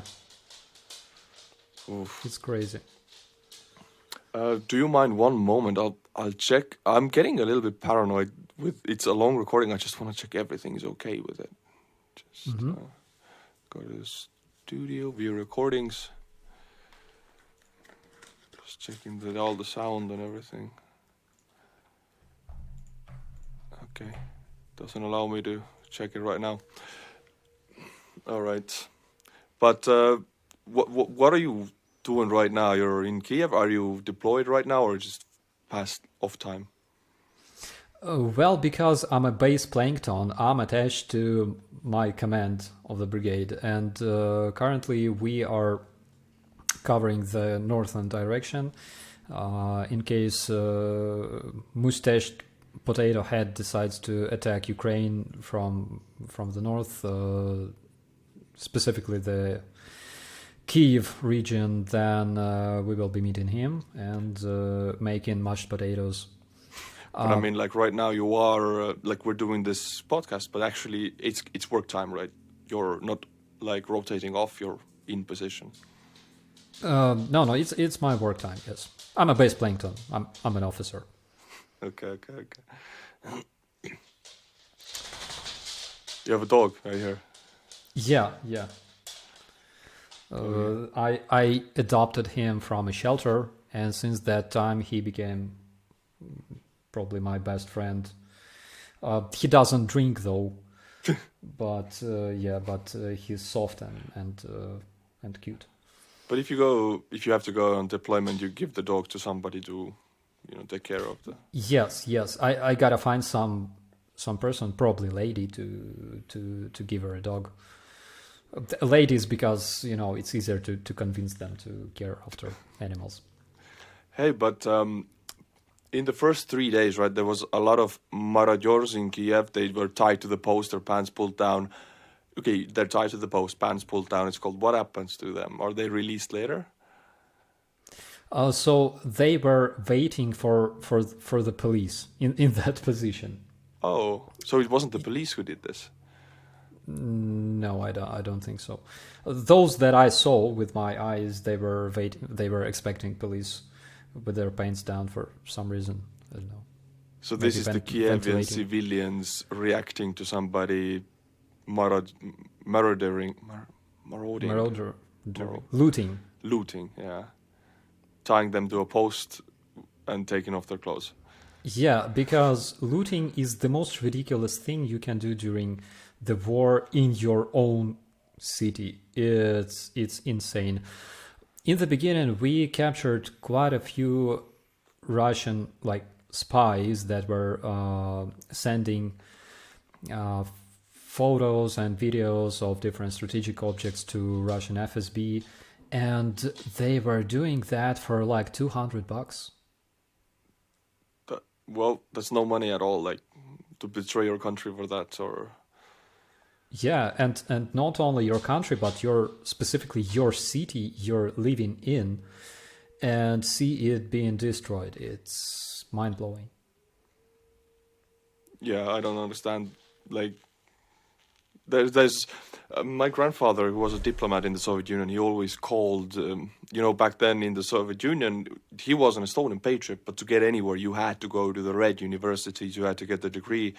He was an Estonian, but he was a Soviet diplomat. So he always called these Soviet people, not all people, there was some very open-minded people in the Soviet Union, but these people without roots. They eat semechki all the time, sunflower seeds, they trash around, like people. For example, they built these apartment blocks in Estonia. They brought people from Kazakhstan to build them. And these people came to the foreign grounds. Nothing connected them to the land, so they trashed around. And my grandfather called them like rootless people who don't have a story or origin. And this is like looting, I think. You don't feel connected to the city, you're just like trashing. You either have no roots or no brain. There was one pro-Russian dude, I think in Mykolaiv, and he coordinated a missile strike on Mykolaiv, and one of the missiles hit his own building. Karma exists. It really does. That's fast karma, yeah. Yeah. And talking about karma, you remember those airplanes falling in Russia like last week? 2 of them in a week, actually. 2 fighters. I mean, and they hit specifically civilian buildings. What are the odds? Russia is huge. There's nothing, and there's like very small dots of civilization in Russia, and they hit specifically into the buildings. Like, yeah. Well, I have like a theory regarding this. Okay.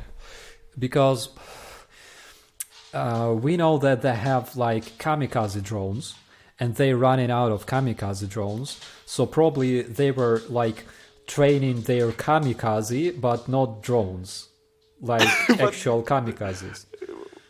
Yep. The dude. Oh, because they both ejected and they're fine and they can do it. I thought, the pilots died. What's the point of training? But they actually ejected at one of the planes. Yeah. So two of them ejected. Like in one plane, 2 of them ejected. Yeah. In the second plane, they both went full kamikaze. Took the job a little too seriously. Yeah, and they were like, Ivan, slow down. This is just a test mission. Yeah, pull the brakes. Yeah. I mean, I read the official reports that oxygen and nitrogen were switched up, but I mean, how can you make that mistake? If you do make that mistake, the Russian aviation is just incapable. I have another theory because probably like a month or 2 after the invasion started, there were news that Russians actually recruit their cadet pilots from universities, and they were recruiting them before graduation. So they were undergraduated, and they were recruited because they lost so many experienced pilots. That's why they decided to replace them with unexperienced, uneducated pilots. So probably that's the reason. Yeah, I mean, looking at the flight hours Russian aviation gets compared to the NATO countries is like 1/4 of the flight hours. They don't fly at all in Russia. Something like that. You saw those tank turrets flying in the sky. So basically, those turrets spend more time than Russian pilots, I think. That's a good one. Yeah, that's a good one. Definitely. And also, like, to design a tank like that, it would go boom, then the turret would fly. I mean, I think the designer was just like a pyromaniac. Like, oh yeah, if they destroy, I want to see the footage, man. So I heard rumors why it happens this way. So they specifically designed those tanks this way, so the turret will always fly away. because all the shells are contained under and around it's yeah. So the reason for that is that they could still use these tanks. So they would just bring the body of the tank to the factory and repair it and put another turret. So the chassis would remain undamaged? Yeah.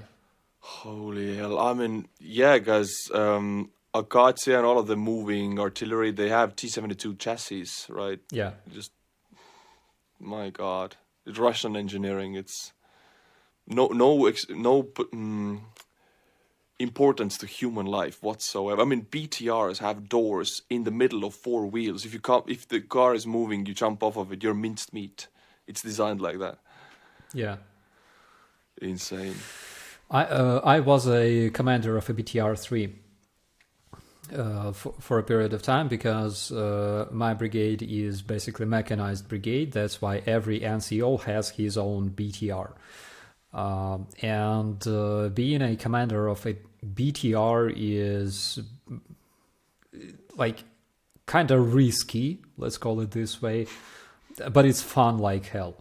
So you're sitting next to your driver. Behind you, you have your cannon, like your gunner, cannon or operator, and you can also use the turret. So you have this specific switch. The commander of this BTR has this specific switch to switch the operation between himself and the gunner. So the gunner would pass you some chocolate, and you will go like, okay, you can shoot. And the craziest thing is that when there's an emergency and the crew has to leave the BTR, so the gunner can escape first, of course, then your driver will escape, and then you have to crawl from your place to the place of the driver and then to the door. And if everything is on fire and burning and whatever, then yeah, commander is screwed most of the time. But it was fun. It's not designed to preserve life in any way. Yeah, because it was based on old Russian BTR-70, I think.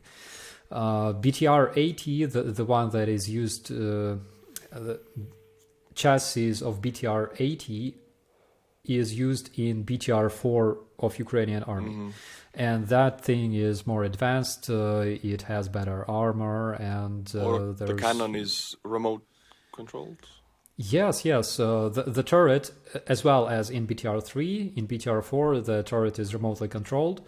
All the crew sits behind, like below the turret, and weapons are crazy because you have 30mm automatic cannon, my favorite, automatic grenade launcher that you can use to like eliminate a full position of Russians at the distance of 1,700 meters. You have a machine gun, of course, and you have two laser-guided anti-tank missiles that you can shoot at a distance of more than 2,000 meters. That thing's weaponized to the brink. Yeah, I miss those times so much because there's such a kitchen that you can destroy cities with it. Yeah, I saw a video like 3-4 months ago when it was in black and white camera BTR shooting, and there was a Russian BMP, and you could see the whole Russian squad behind it, and the BTR was trying to shoot below so the ricochet would take out the legs. It was like, wow, what the hell? Yeah, and those armor piercing shells, they could literally go through that BMP easily, but the gunner was using high explosive fragmentary shells, so he aimed below the vehicle. Yeah, oh my God, funny. I can just imagine. I think. Yeah, I think it was either in Mariupol or somewhere around Hostomel. Yeah, like 7 or 8 guys, a Russian squad, however big, maybe 10 guys in a row, and there's just like flying shrapnel taking everything below the knee. Oh. It's again, it's insane because Russians still use those old field manuals written in 1947, and in 1947 you would of course hide behind the armor wherever it goes and stuff. But for example, like according to modern doctrine, right, you have to have your squad lined to the left and to the right in this chain to protect your vehicle, basically. Not nobody. Yeah, because there's so many videos of those Russians. They try to advance, hiding behind the armor, and then boom, this armor is destroyed, and they stand there like, so what do we do now? Yeah. I saw a video of, they're the beginning months of war. They were in an ambush, and you could see the GoPro cam. They all ran like bunched up next to this BTR. I mean, the worst thing to do, get away from everybody and lie down somewhere so it's not concentrated. Like all bunched together. Just one hand grenade would do the job in that situation. Yeah, plus everything Ukrainian army has would fly towards this BTR, like grenades, rockets, I don't know, bullets and everything. They're so crazy. But again, like, let it be this way. I prefer it to be this way, of course. Yeah, Russians are not watching, so we're not giving any information out. They don't speak English anyways. Yeah. Man, this is so like enlightening to talk about. It's really a pleasure. I've been covering this war for 8 months, and I have no contact with anyone right now. And it's such a it's a pleasure to share this thing, because in Estonia, sometimes when I talk about, people don't really connect, or like they look at me weird when I say I do this stuff, because I'm in Estonia. I'm a couch warrior, I don't go to war. I talk about the war. So it's really good for me to talk about this right now with you. It's a big honor to be here, to be invited, and of course, I think that we should have like more episodes in the future. If you're down, I would love to. That would be very, very good. Yeah. Good guys gotta stick together. Hey, definitely. Have you heard? You haven't. I made a song at the beginning of the invasion. Slava Ukraini is called. I can send it to you later if. We have so many of them now, man. Oh yeah, if you go to Spotify, you write Slava Ukraini. There's like 200 songs. Everybody's writing a song about this. Yeah, our Andriy Hlivnyuk from a boombox band. So he made a collab with freaking Pink Floyd. Pink Floyd. Yeah, they recorded a old Ukrainian song. Whoa. Called Hey Hey Rozveselimo. In English, it's called Hey Hey Rise Up. It's an old Ukrainian song. It's a folk song, basically, and they recorded this song together with like Pink Floyd. It's like, if I heard this a year ago, I would go, dude, stop smoking. Yeah, no way. In what Pink universe? Floyd. And our Kalush band, the winners of the Eurovision. Mm-hmm. So they made a song together with Rasmus. I don't know that one. Rasmus is like it's a popular stuff. Yeah. Yeah, it's crazy. At some point, we had songs of Rasmus like on every radio station in Ukraine a couple of years ago when they were crazily popular. I saw Bono from YouTube playing in a Ukrainian subway. Yeah, I saw that. Singing for Ukrainians in a bomb shelter. Oh my God! It's like I woke up in a different world. Yeah, I go to the local gym here, and when the war started, like 1 or 2 months I've been doing this, nobody talks about these videos, and then suddenly the whole wave came. Everybody was waving Ukrainian flags. There are more Ukrainian flags right now out than Estonian, because you cannot wave Estonian flag. There's laws for it. You only can wave it when, but Ukrainian flags, you can wave them all the time. So everybody's putting out Ukrainian flags, and in that studio was like this crazy group workout like a club vibe. Everything is dark, and you only lasers, and like it's very hard, intensive workout. And they played Ukrainian music for like 3 to 4 months. This Ukrainian like boombox music, stuff like that, and they used only Ukrainian flag colors. So you were in that mindset, training, listening to like good times. They changed it back, but I wish they would continue. Yeah. Oh my God, man! I expect this war to be finished, and I think Ukraine will be like such a different country from what we know, because currently we have so many friends around the world, and we will be so happy to see everybody here. I imagine celebrating the day of Ukrainian independence on 24th of August next year. Whole world will be here. Oh yeah, oh yeah. And if the war is over, I would love to come to Ukraine. Like 100%, I would love to. If it's over, I'm going immediately. Yeah. Definitely. I gotta train my liver because I will have to drink a lot. Oh yeah, oh yeah. By the way, 24th of February is the Independence Day of Estonia. So everybody was celebrating, and then we got the news. So yeah. Yeah. Russians decided to spoil the party for you guys. Oh, definitely. Yeah. I think it's about time we start wrapping up. Really enjoyable conversation with you.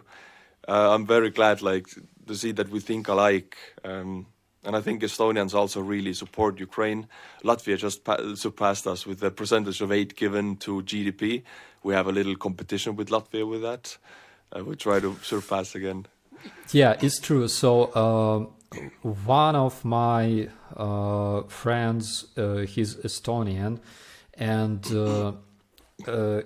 his name is. Oh my god! I'm waiting for you to pronounce it. I'm so old because like I forgot to. I would love to hear you pronounce one of the Estonian names. Wait a minute. Wait a second. I have Google here. Look him up. Yeah, I gotta check this out, man, because like. I mean, there's only like 900,000 Estonians in the world, so if you know one, it's gonna be the only one you know. We are not getting younger, unfortunately, and Damn it.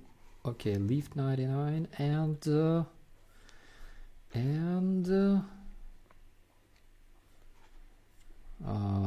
okay, just a second.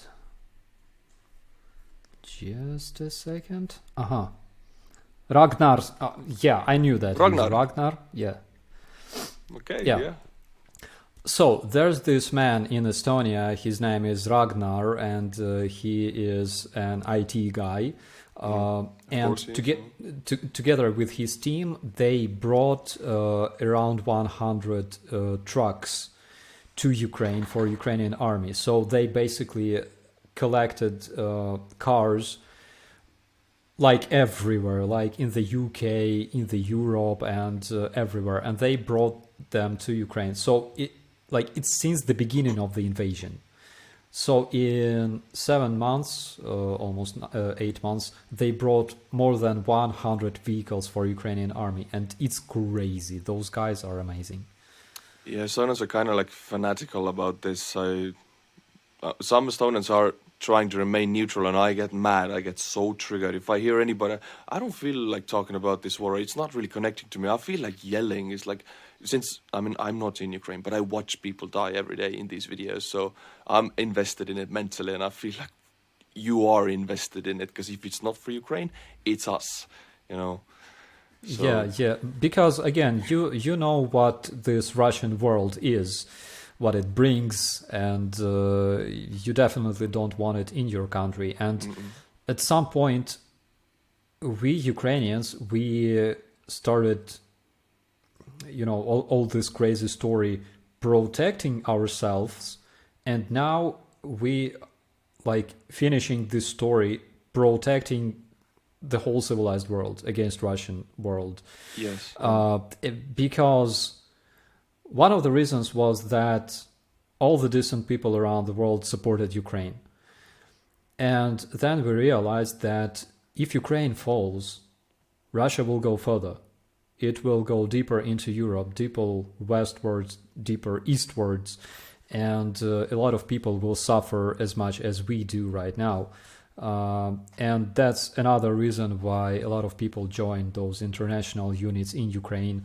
So at this point, Ukraine is basically a shield for the whole Europe, protecting it against those Russian barbarians. Yeah, and it's truth for Germany, it's truth for Polish, everybody, and people in those countries. If you know, in Italy, I read the headline that some people are on the streets, protesting to stop the sanctions against Russia and to stop the aid given to Ukraine. You know, I don't know. I get so mad. I get so triggered. I mean, they don't know. Their grandparents have not been deported or shot in the fields. I mean, it's in my family. It's in everybody's family in Estonia, and everyone is invested. And these people living safely in Europe, you know, in their safe capitalism for 80 years, no wars, no nothing. I mean, we don't have the luxury to do that. Yeah, those are useful idiots. Russia uses a lot of them, unfortunately. But decent people are majority, actually. And that's why decent people will always win. Yeah. I'm glad. I think that's a good ending note to it. Operator Starsky, should I just call you Operator Starsky? Yeah, sure. Okay. Thank you so much for being a part of this podcast. I'll be uploading this. Operator Starsky's channel is in the description below. Go and subscribe to his channel. You get first-hand content from Ukrainian front lines. Very informative videos. Thank you so much for being a part of this. Thank you so much, buddy. Thank you for the invitation, and we'll see you in the next one. All right. Bye-bye. Okay, bye.